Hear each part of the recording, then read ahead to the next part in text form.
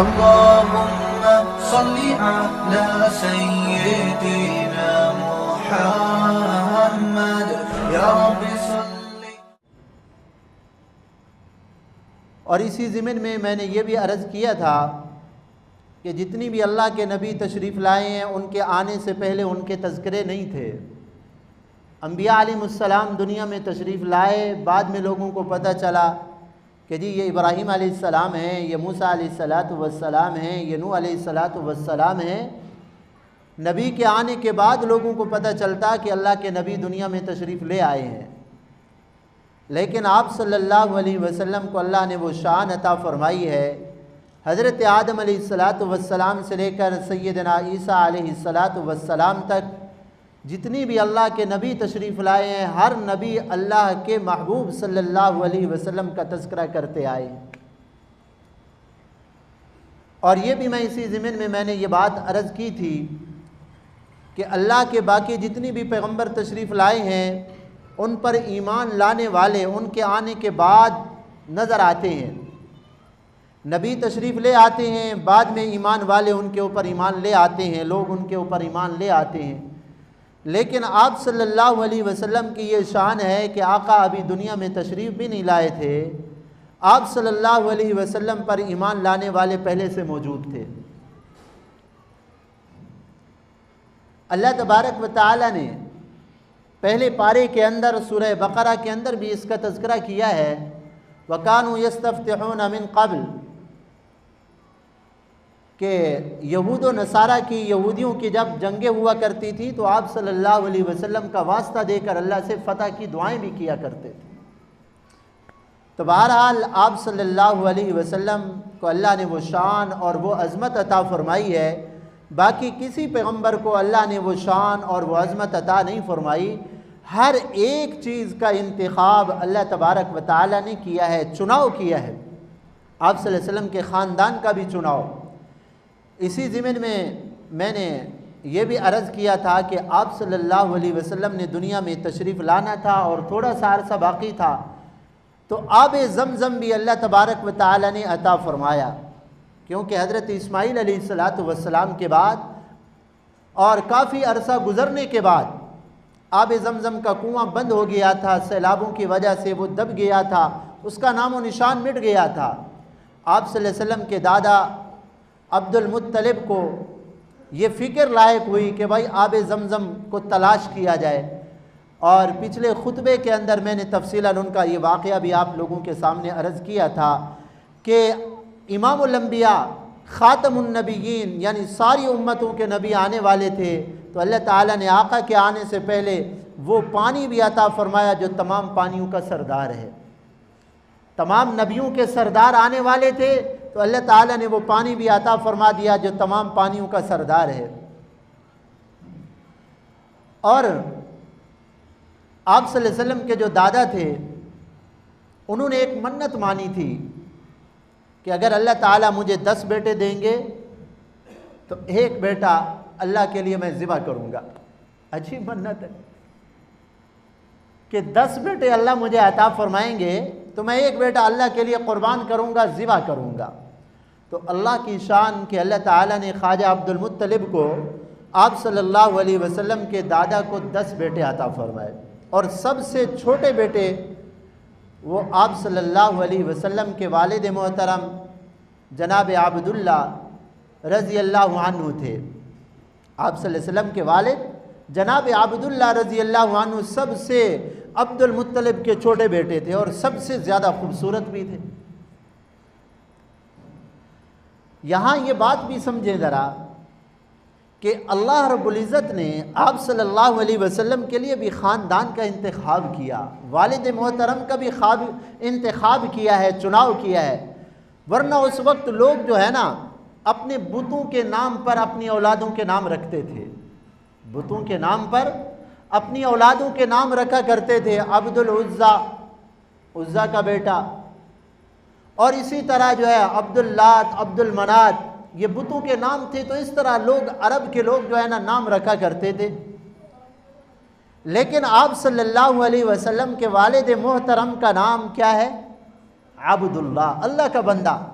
حالانکہ شرک کا رواج عام تھا، لیکن ذہن کے اندر اللہ نے یہ بات ڈالی کہ نہیں، میرے محبوب صلی اللہ علیہ وسلم کے جو والد ہیں ان کا نام خالص توحید والا ہونا چاہیے، شرکیہ نام نہیں ہونا چاہیے۔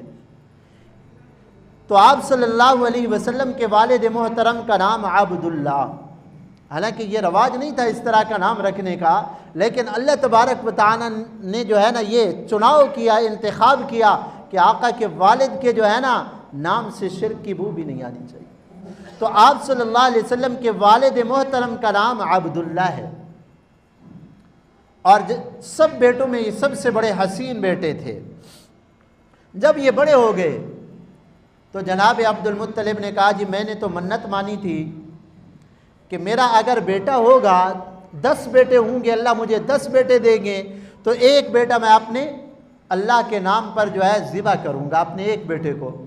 تو سب سے چھوٹا بیٹا عبداللہ ہے، تو میں اس کو ذبح کرتا ہوں۔ جب انہوں نے یہ کہا نا تو جو عرب کے لوگ تھے، ان کے خاندان کے لوگ تھے، انہوں نے کہا یہ کیسی منت ہے، ہم ان کو ذبح نہیں ہونے دیں گے۔ اس نے کہا نہیں، میں نے تو منت مانی تھی، منت تو میں نے پوری کرنی ہے۔